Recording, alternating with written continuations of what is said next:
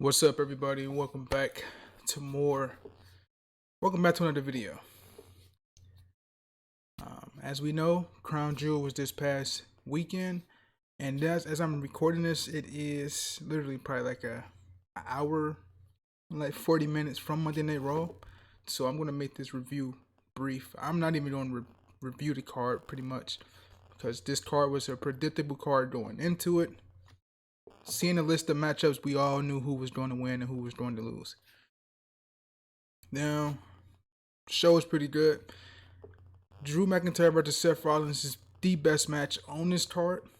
They started off the show, great opener, and as we know, whenever show that Roman is on and Seth is on, Seth is 9 times out of 10 going to open the show or be in the middle of it. Rather, it's like if it's like a WrestleMania or something, he'll probably be the main event at night one. That's the closest Seth Rollins will ever get to main event a pay-per-view as long as Roman Reigns is on that show. But Drew and Seth killed it. Seth picked up the win, and it's good for the storyline of Drew McIntyre. Further his descent into the realm of becoming a heel, which, as you know, if you watched our draft predictions back in like April or something, that's what we think he should be as he came back to Monday Night Raw. But he has lost the match, and we're going to see what happens come tonight on Monday Night Raw. Our next matchup we had is the Fatal 5-Way with Rhea Ripley defending her WWE Women's World Championship against Nia Jax, Shayna Baszler, Zoe Stark, and Raquel Rodriguez. Nothing too much to say about this match. You know what comes with these type of matches. Out of everyone in this match, I mean, going into it, you knew Rhea wasn't going to lose. She's the most featured woman on that entire match. She is the main superstar on Raw, pretty much, in terms of the heels. So you knew she wasn't going to lose this match. People who I think had a good showing. I think Zoe Stark had a good showing. Raquel had a decent showing, but it wasn't that much.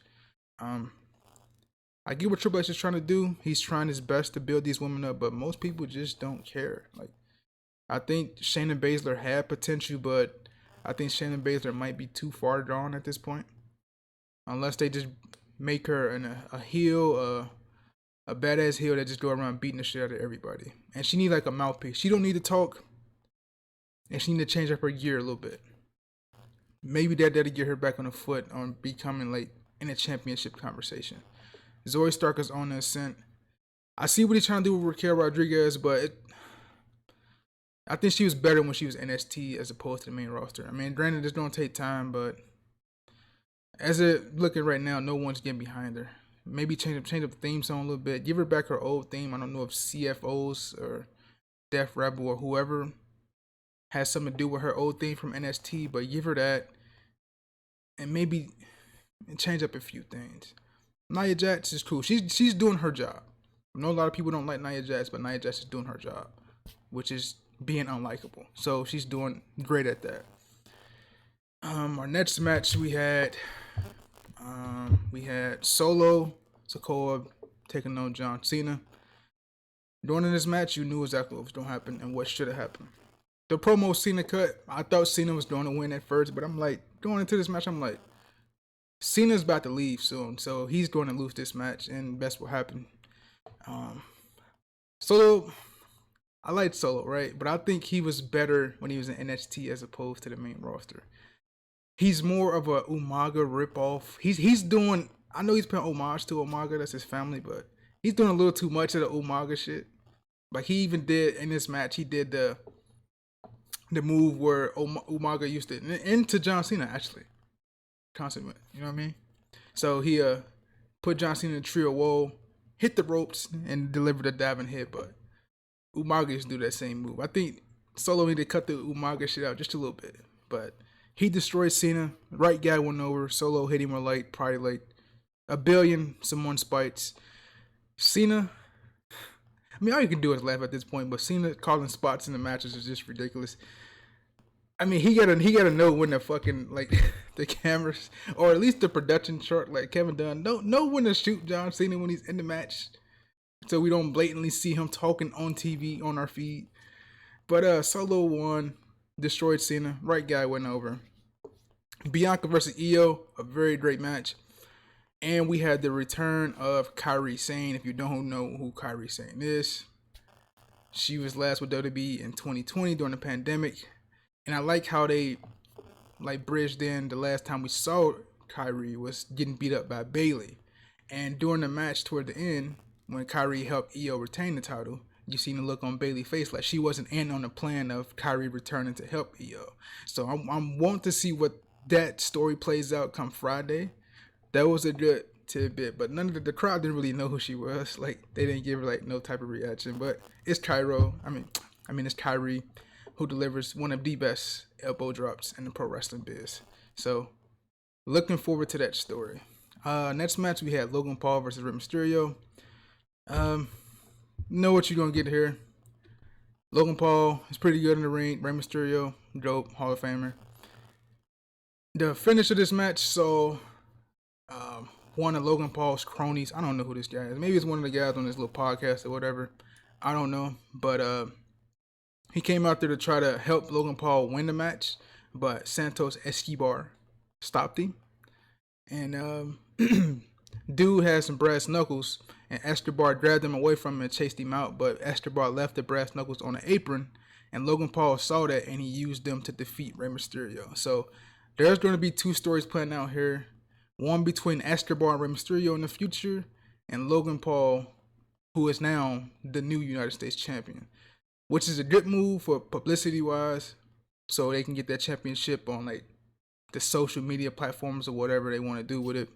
But I don't love the guy, but he's a heel, right? He's doing his job effectively, and putting the championship on him is a good thing for their social platforms. I don't love the fact that he's a part-time guy, and you already have a part-time guy in Roman Reigns, who isn't there half the time for the year, and now Logan Paul is only there certain times in the year, pretty much like the main big pay-per-view shows of the year he's there. So hopefully we get to see that championship a lot more on SmackDown, and not like how Roman Reigns holds it, because that would be bad for business, and SmackDown would be with no fucking championship, which is a terrible thing. But Logan Paul already got potential matchups. He got one with Kevin Owens, as we seen with that backstage segment with him, Kevin Owens, last week, and maybe LA Knight sometime in the future towards WrestleMania. We don't know, but Logan Paul is the new United States champ, and we'll see what comes out of that, man. Hopefully something good. It should be good though. Next matchup we had Cody Rhodes versus Damian Priest. No stipulation. This is a match that we've seen months and months prior. Not them going one-on-one specifically, but any iteration between Cody Rhodes and Damian Priest. Whereas the Judgment Day teaming up against Cody Rhodes, Sami Zayn, Kevin Owens, Cody Rhodes, Jey Uso, whatever, you name it. You know what you want to get out of this match. This is a match you'll see on Monday Night Raw every night. So right guy went over. Cody Rhodes, obviously, he's the bigger star. Nothing else to say more about this match. Let's see where it goes tonight. Next matchup we have the main event of the night, and the match I want to talk about the most. We're gonna cut right to it. LA Knight showed that he's able to hang with the big dog Roman Reigns, or the tribal chief. We don't even call him the big dog anymore, but the tribal chief. That wasn't like a surprise to me. It's typical bloodline stuff, man. We don't see him for the last 3.5 years. It's funny to say that Roman Reigns has held this championship for almost 1,200 days, and every time he defends it, he needs help to keep the championship. I get the bloodline wants to keep the championship in their family, but at some point, Roman Reigns, he got to fucking win the match on his own, bro. Instead of either from help from Solo, help from Jimmy, help from Jay, Paul Heyman, whoever, Sammy. He gotta stop He had to stop this fucking getting help every chance he get. It's getting old and tired. It's getting fucking desensitizing. That happened probably months ago, probably a year ago. We got to stop doing this. Come up with something more creative to have him win the championship or retain his championship. Then fucking help from Jimmy. It's pretty much he's fight. Whoever fights Roman just don't fight a handicap match. Whether it's 201, 301, whatever it is. Every single time Roman gets help.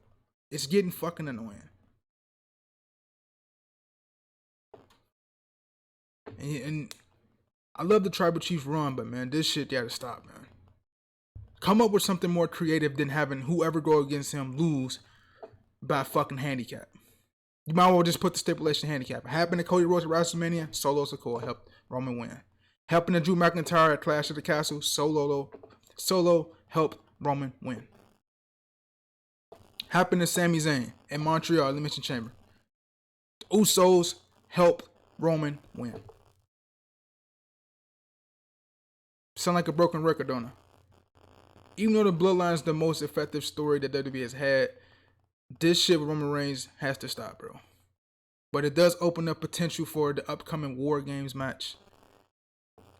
With now LA Knight being screwed out of the championship match against Roman Reigns. So he can put his foot in there and be like, okay, I want the Bloodline at WarGames. The team can be him, Jey Uso, Cody Rhodes, and Sami Zayn. And maybe a fifth, probably Randy Orton or something. Going up against the Bloodline. But the Bloodline gotta find 2 more members. I don't know if it's Damian Priest and Finn Balor. Don't know. You gotta have some continuity with the story that we seen with Rhea talking to Paul Heyman just a couple weeks ago. That gotta come full circle. So maybe it's a mix of Bloodline and Judgment Day versus, Cody, Jay, LA Knight, and who I just throw out there? Randy Orton, etc. Yeah. So maybe that's what it's leading to.